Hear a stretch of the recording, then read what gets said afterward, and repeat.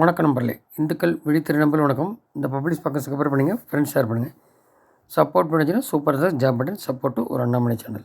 இப்போ பார்த்தீங்கன்னா 24 தேர்தல் 26 வித்தியாசமாக இருக்கும். மதுரை கீழே தென் மாவட்டங்கள்லாம் எல்லாம் களம் மாறிடுச்சு அப்படின்ட்டார். நேற்று அந்த ஃபார்வர்டு பிளாக் இதில் நேற்று 4 தொகுதி முடித்தப்புறம் மதுரையில் ஃபார்வர்டு பிளாக் மீட்டிங் அட்டன் பண்ணார். அப்புறம் பார்த்தீங்கன்னா இன்றைக்கி அதில் தேவானந்த் யாதவ் சிறு கட்சிகள்லாம் இருக்காங்க. அது போக இந்த ஏடிஎம்கேட்ட பேசிட்டு இருந்தார் ஜிகே வாசன் ஐயா. கடைசியில் அது என்னன்னு தெரியல, ஆனால் மோடி வெல்விஷர் தான் அவர்.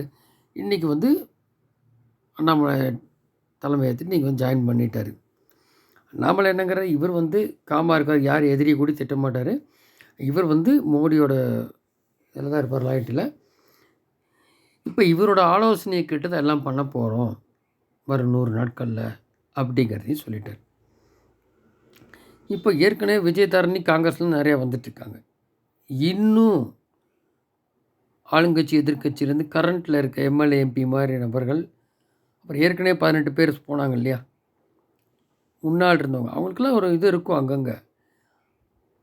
அவங்க மாதிரி நிறையா களம் மாதிரி வர்றதுக்கு சான்ஸ் இருக்குது. அவங்களோட அனுபவத்தில் எடுத்துகிட்டு லீட் பண்ணி கொண்டு போவாங்க பிஜேபியில். ஸோ அண்ணாமலை என்ற நபர்னால தான் பொதுவாக பிஜேபியில் தனிநபர் கிடையாது. பட் இவ்வளோ காலம் கட்சி வளரலை, எல்லா தலைவர் இருந்தும் அவங்க பண்ணி பார்த்தாங்க. இப்படி வைப்ரண்ட்டாக ஸ்டாலினோ ஆள்ற முதல்வரோ ஆண்ட முதல்வரோ அவங்கெல்லாம் வைப்ரண்ட் தலைவர் கிடையாது, போச்சுன்னா முடிஞ்சுது. இப்போ இவர் வைப்ரண்ட்டாக இந்த மாதிரி எப்போது தான் கிடைக்கும் கட்சிகள் அதிமுக மாதிரி, அந்த மாதிரி இவர் இருக்கிறதுனால எதிர்காலத்தில் இந்த பர்சன்டேஜ் 20% மேலே சொல்லியிருக்கிறது உண்மையாகவே முடிஞ்சு வந்துருச்சுன்னா சில சீட்டுக்கு அடுத்தாப்புல பார்த்தீங்கன்னா எந்த கட்சி எங்கேருந்து வேணால் வரும், காலம் தெரிஞ்சு போயிடும் 24 அப்புறம். அதனால தான் அவர் சொல்கிறார் ஆழமாக. அது உணர்ந்து தான் ஐயா இப்போ அந்த மாதிரி இப்போ அவர் ஆலோசனை பேரில் பண்ணுவோம் அப்படிங்கிறாரு. இன்னும் தினகரன் பேசிகிட்டு இருக்கிறதா கேள்வி, அதெல்லாமே நீங்கள் நாளைக்கு பாருங்கள் அப்படிங்கிற பத்திரிகையாளர்கிட்ட. ஸோ நாளைக்கு ஈவினிங் எல்லோரும் மேடைய சான்ஸ் இருக்குது. இதில் விஜயதாரணி கூடி கோயம்புத்தூர் விமான நிலையத்தில் பேசும்போது காங்கிரஸ் வந்த எம்எல்ஏ விஜயதாரணி இவர் சைன் பண்ணிட்டாங்க, நீங்கள் பொறுத்துருங்க பாருங்கன்றாங்க. அதில் சிதம்பரம் கார்த்திக்கு சீட்டு கொடுக்கல வர அப்படியா என்னன்னு தெரில. ஜோதி மணி கொடுக்க சான்ஸ் இல்லை. ஆனால் ஜோதி மணி போனது விஜயதாரணியை இது பண்ணுறாப்படி அந்த மாதிரி சொல்கிறாப்படி. கடைசி நேரத்தில் என்னன்றது தெரில. இல்லை ராகுல்னால் அங்கேயே இருந்துடுறா அப்படியே சீட்டு கொடுக்கலனா என்னன்னு தெரில, அதிருப்தி இருக்குது.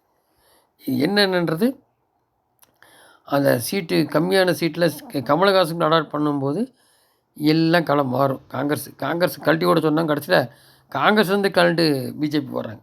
அதுதான் நிதர்சனமான உண்மை.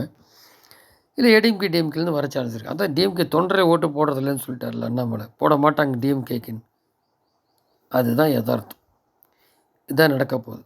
கொங்குலின் சவுத்துலேயும் பெரிய மாற்றம் இருக்கும். இது இட்ஸ் லீட் டு 26 அந்த சட்டசபைக்கு வரும். அப்போ இது என்னன்னா, இப்போ ஏடிஎம்கே இது 4 ஒரு பகுதி மாதிரி தானே நியாயமா, ரெட்டையில் இருக்கட்டும், அந்த ரெட்டையில் தான் நிற்பேங்கிற பன்னீர்செல்வம். அது எப்படி மாறுன்னு தெரில. இவங்களெல்லாம் இன்டிகிரேட் பண்ணிட்டு அதுதான் உண்மையான ஏடிஎம்கேன்னு சொன்னாலும் சொல்லுவாங்க. உதாரணம் பாம்பே இருக்குது 2 கட்சின்னு சொல்லியாச்சு. ஸோ இந்த மாதிரி தலைமையில் இருக்கும்போது இப்போ இவர் இவர் 15% கீழே போயிட்டார் ரெட்டையில் இருந்தும். 20% மேலே ஜம்ப் ஆயிடுச்சுன்னா இதை வச்சு பெரிய பிரளயமே உருவாகும் தமிழகத்தில்.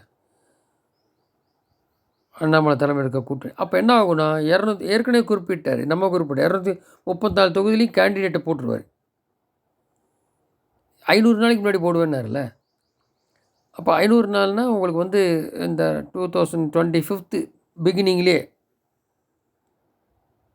போட சான்ஸ் இருக்குது.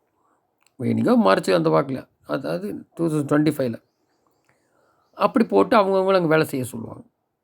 அப்போ இங்கே இருக்கிற சில எம்பிகள் அந்த தொகுதியெல்லாம் 2 வருஷத்துக்குள்ள நல்லா பண்ணி காமிச்சு என்னென்ன செய்யணும் செஞ்சாச்சுன்னா, அப்புறம் அவர் சொன்னது தான் கடைசியில் அந்த 2 காமராஜர் பள்ளி நவோதயா பேரை இங்கே மாற்றுறாரு. சாராயத்தை எடுக்கிறது, அறநிலைத்துறையை இல்லாமல் பண்ணுறது, கள்ளுக்கடையை கொண்டுறது, டாஸ்மாக் இது மாதிரி. ரோடு ஏற்கனவே தங்க அப்போ வளர்ச்சிக்கான அரசியல், ஊழல் இல்லாமல், அதுதான் வேணும். நம்ம குறிப்பிட்டது இப்படி சொல்கிறத பாருங்க அண்ணாமலை. தமிழகத்தில் சுகாதாரம், கல்வி, காவல்துறை அத்தனை துறைகளையும் சரிப்படுத்தணும். குடும்ப அரசியலை அகற்றி சாமானிய மக்களுக்கான ஊழலற்ற நேர்மையான நல்லாட்சி கொண்டு வரணும். 70 ஆண்ட ஆள திராவிட அரசியல் ஆண்ட கட்சியும் ஆளுங்கட்சியும் மக்களை ஏமாற்றியதான் மிச்சம். நேர்மையான நல்லாட்சி என்பதை தமிழகக்கான திராவிட கட்சியில் வாய்ப்பளிக்கவில்லை. ஸோ தமிழகம் முழுவதும் தேசிய ஜனநாயக வேட்பாளரை தேர்ந்தெடுத்து நம்ம பிரதமரை காரங்களை வலுப்படுத்துங்க, முதல் காரியம் இப்போதைக்கு அப்படிங்கிறத சொல்கிறாரு. ஸோ இதை மோடி வரும்போது உங்களோட ஆழ்த்து ஆசீர்வாதம் வழங்க வேண்டும். அதுக்கு ஒரு வீடியோ சொல்லியிருக்காரு, நீங்கள் எல்லாம் பல்லடத்தை நோக்கி வரணும் அப்படின்னு. ஸோ இனி ஒரு காலம் திராவிட கட்சி நம்ப மாட்டார் என்பது நிதர்சனமான உண்மை. அது நடந்தே தீரும். இந்த சேகர் பாபுங்கிற அலுவலியா பாபு அவர் கிச்சன் கேபினட். அவர் பாருங்கள், முக ஸ்டாலின் ஏரி காத்த ராமராம். இந்த ராமர் கோயில் போல் இந்த உத்தரப்பிரதேசுக்கு ஏரி காத்த ராமராம். எப்படி ஏரி காத்த? தமிழகத்தில் மழை வரும்போது கூட்டணிக்காக டெல்லி போனார். அப்படியா? பாஜக மட்டும்தான் கலை பண்ணி அந்த மீட்பு பணிக்கெல்லாம் போனதுனால தான் அந்த பெண்டிங் யாத்திரை இப்போ நடக்குது. ஒரு 10-15 தொகுதியில் அந்நேரத்தில் அது அங்கே தென் மாவட்டத்துக்கு போனார். துளி கூட சம்மந்தம் இல்லை. பல்லாயிரம் கோடியில் செலவு செய்தும் சென்னை மழை வெள்ளத்தில் தத்தளிக்குது. 500 வருஷம்லாம் முடியாது. நாங்கள் எந்த கடினமான வாக்குறுதி நிறைவேற்றிட்டோம், மாறாவன் சொன்னதில் 10-20 வாக்குறுதி நிறைவேற்றல. மக்கள் விரோத தீய சக்தி திமுக, எம்ஜிஆரே சொல்லியிருக்காரு. அதுதான். அப்போது இதில் என்னென்னா, ஏடிஎம்கே எதிர்க்க மாட்டேன். அது அனுகூலமாக இருக்குது பழனிசாமி ஸ்டாலின். இப்போ இங்கே எதிர்த்து பழகினால ஏடிஎம்கே நபர்களே தொண்டர்களே பிஜேபி நோக்கி போவாங்க. ஏன்னா எதிர்த்து பழகிடுவாங்க அந்த தொண்டர்கள்லாம். ஒரு பக்கம் ஒன்றும் காஞ்சி கிடக்கிறாங்க. டிஎம்கேல ஆட்சிக்கு தொண்டர்கள்லாம் ஒன்றுமே சம்பாதிக்க முடியல, ஒன்றுமே கவனிக்கலை. இப்போ அந்த நபர்லாம் என்ன பண்ணுவோம்? இந்துக்களாக இருந்தால் அதுதான் சொல்கிறேன், ஓட்டு போட மாட்டாங்க. ஸோ நடுநிலையாக விடுவாங்க, எப்பவும் ஓட்டு போடாதவங்க 35%. 21% தான் வச்சுங்க, 28%க்குள்ளே தான் அந்த கூட்டணினா 53% எகிரிச்சு. அது அப்படியே இதாகும் அப்படின்னு சொல்கிறேன், மாறும் நடுநிலையெல்லாம். ஸோ தமிழகத்திற்கு இந்த குப்பை அரசியல் அகற்ற வேண்டும். தமிழகம் முழுவதும் இந்த முறை மோடி பக்கம் கரத்தை வலுப்படுத்தும். இந்தியாவை காத்த ராமர் என்ற பட்டன் பாரத பிரதமர் மோடி அவர்களுக்கு மட்டுமே பொருந்தும். நாட்டு மக்கள் வளர்ச்சிக்காக, ஏழை மக்கள் மேம்பாட்டுக்காக, விவசாயத்தை முழுமைச்சிக்காக தொடர்ந்து பாடுபடும் அற்புதமான பிரதமரை நாம் பெற்றிருக்கிறோம். இப்போ மோடிக்கு எகென்ஸ்டாக போனதையாக ராகுல் வளரன் அப்படி ஸ்டாலின் இந்த அதுவும் சொல்ல எதிரணி கலகலத்து போகுது. ஈக்குவல் யாருமே இல்லை. ஸோ தெரிஞ்சு போச்சு. அப்போது இவ்வளோதான் வரி, எல்லாம் தெரிஞ்சு போச்சு. இதை வர போகிறாங்க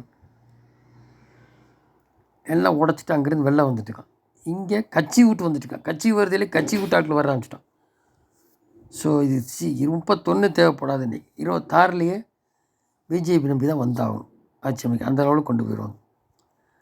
அதுக்கு முத்தாய்ப்பாக தெரிய போகிறது 24. பொறுத்து பார்ப்போம். நன்றி. ஜெயந்தி.